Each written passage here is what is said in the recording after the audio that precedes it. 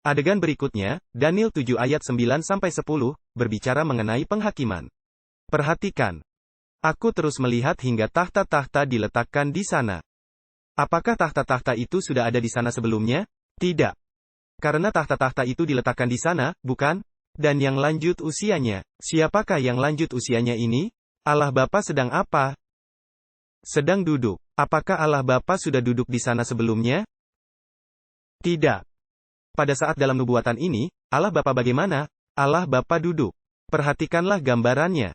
Pakaiannya putih seperti salju dan rambut kepalanya seperti bulu domba murni.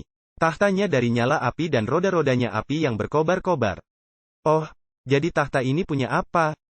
Roda-roda. Tahta ini bisa dipindah-pindahkan. Itu dipindahkan ke sana dari tempat lain. Ayat 10, suatu sungai api timbul dan mengalir dari hadapannya. 1000 kali beribu-ribu melayani dia. Dan selaksa kali berlaksa-laksa berdiri di hadapannya. Lalu apa? Duduklah majelis pengadilan? Artinya penghakiman akan apa? Dimulai. Dan dibukalah kitab-kitab. Di manakah penghakiman ini akan dilaksanakan? Penghakiman ini sedang dilaksanakan di surga, di sanalah para malaikat dan di sanalah yang lanjut usianya berada. Yesus mengajar kita berdoa, Bapa kami yang ada di mana-mana. Tidak.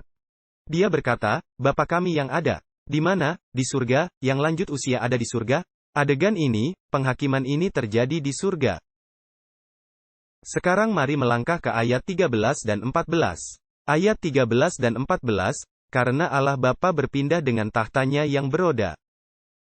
Ke tempat ini, dia duduk. Tapi kemudian sosok yang lain pindah dan datang bergabung di sana. Perhatikan ayat 13-14. Aku terus lihat penglihatan malam itu. Dan tampak seorang seperti anak manusia, siapakah ini? Itu Yesus, seorang seperti anak manusia datang. Kalau dia datang berarti dia sebelumnya tidak di situ, bukan? Dari manakah dia datang? Kalau mengikuti urutan bait suci, dari mana datangnya? Bukan dari sini, tentu saja bukan. Dari bilik suci. Bukankah Yesus melayani di sana? Di bilik suci, sejak dia naik ke surga? Berarti jika dia berpindah dari mana? Dari bilik suci. Dan apa bilik berikutnya? Di bilik yang maha suci. Maka dikatakan, aku terus melihat penglihatan malam itu, tampak seperti anak manusia datang. Ada yang katakan, itu kedatangan kedua kali. Bukan. Kita baca selanjutnya. Dengan awan-awan dari langit. Apakah awan-awan dari langit? Malaikat-malaikat. Dan dia datang kemana? Ke bumi. Kedatangan kedua? Bukan. Dikatakan, dia datang kemana? Kepada yang lanjut usianya. Dia tidak datang ke dunia ini, dia datang ke tempat Bapanya.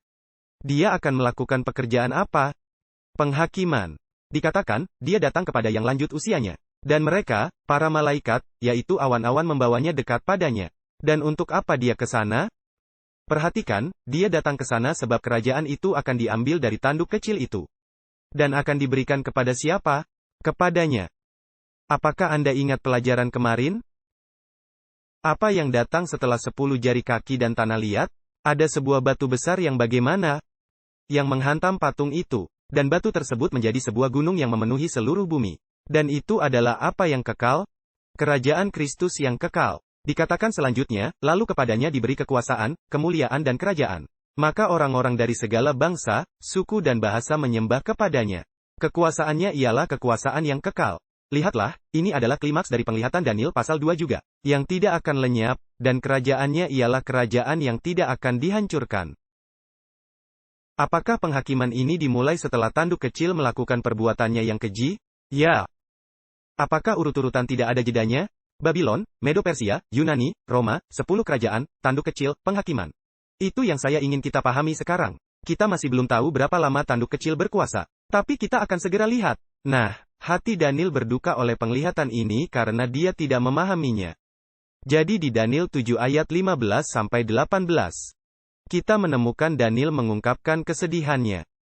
Dan dia minta Gabriel menjelaskan apa arti penglihatan tersebut. Mari kita membaca mulai dari ayat 15. Maka aku, Daniel, berduka dalam hatiku. Dan penglihatan-penglihatan yang kulihat itu menggelisahkan aku. Lalu kudekati salah seorang dari mereka yang berdiri di sana. Dan kuminta kebenaran tentang semuanya ini. Maka berkatalah ia kepadaku dan diberitahukannya kepadaku maknanya. Dan sekarang, inilah penjelasan singkatnya. Binatang-binatang besar yang 4 ekor itu ialah empat apa? 4 raja. Tapi seperti yang kita pelajari kemarin, raja dan kerajaan itu apa? Sama. Akan saya buktikan itu pada Anda dari Daniel pasal 7. Kita telah lakukan itu dari Daniel 2, ingat? Tuhan berkata pada Nebukadnezar, kamulah kepala emas itu. Tapi katanya, setelah engkau akan bangkit kerajaan lain. Jadi, bukan Nebukadnezar secara pribadi saja, tapi kerajaannya. Kita akan lihat hal yang sama di sini di Daniel pasal 7. Sekarang, mari kita perhatikan apa yang dikatakan selanjutnya. Binatang-binatang besar yang 4 ekor itu ialah 4 raja, yang akan muncul dari dalam bumi. Sekarang perhatikan, tetapi orang-orang kudus milik Yang Maha Tinggi akan menerima kerajaan itu, dan akan memiliki kerajaan itu sampai selama-lamanya, bahkan kekal selama-lamanya. Bagaimanakah orang-orang kudus itu diperlakukan selama masa kekuasaan tanduk kecil?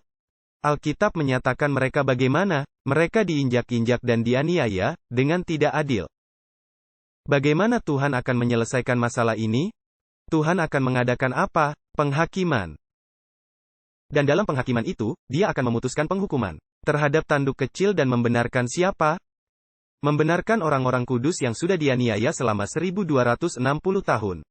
Dan juga mereka yang akan dianiaya di masa depan. Apakah Anda bisa memahami? Nah, mari ke Daniel 7 ayat 19-22. Lihatlah, ada hal yang tadi dijelaskan Gabriel yang Daniel ingin pahami. Maka dikatakan di Daniel 7 ayat 19. Lalu aku ingin mendapat penjelasan tentang binatang yang keempat itu. Yang berbeda dengan segala binatang yang lain, yang sangat menakutkan. Yang giginya dari besi dan kukunya tembaga. Yang melahap dan meremukkan dan menginjak-injak sisanya dengan kakinya. Daniel ingin tahu tentang ke-10 tanduk yang ada di kepalanya. Dan tanduk lain yang muncul menjatuhkan 3 lainnya. Yaitu tanduk yang mempunyai mata dan mempunyai mulut. Yang mengucapkan kata-kata sombong, dan yang tampak lebih hebat daripada yang lainnya. Daniel lanjutkan, aku mengamati tanduk yang sama itu. Berbuat apa? Berperang melawan orang-orang kudus. Dan mengalahkan mereka. Apakah ini adil? Tidak. Siapa yang benar? Apakah tanduk kecil benar atau orang-orang kudus yang salah, atau sebaliknya? Itu sebaliknya. Apakah hal ini harus diperbaiki? Ya. Dan Tuhan meluruskannya dengan penghakimannya. Sekarang perhatikan selanjutnya, ayat 21. Aku mengamati tanduk yang sama itu berperang melawan orang-orang kudus. Dan mengalahkannya. Sampai kapan? Sampai yang lanjut usianya itu datang. Dan dia datang untuk apa? Dia duduk dan kitab-kitab diapakan? Dibuka. Apakah penghakiman memperbaiki keputusan-keputusan yang salah dibuat di dunia? Tentu saja, apakah penghakiman ini membalaskan penderitaan orang kudus dan menjatuhkan hukuman kepada tanduk kecil? Pasti. Ayat 22, sampai yang lanjut usianya datang. Jika dia datang, berarti sebelumnya tidak berada di sana. Dan penghakiman dilakukan untuk memberi keadilan. Kepada siapa? Kepada orang-orang kudus milik Yang Maha Tinggi?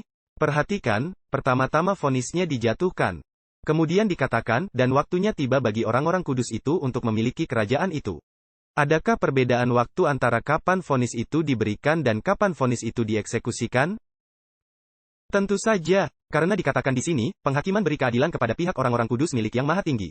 Itu diadakan di surga di hadapan yang lanjut usia, di mana anak manusia berada. Lalu dikatakan, dan waktunya tiba bagi orang kudus itu untuk memiliki kerajaan itu. Pertanyaan, di dunia zaman sekarang pun, apakah vonis itu dieksekusikan pada hari yang sama vonis itu dijatuhkan? Tidak.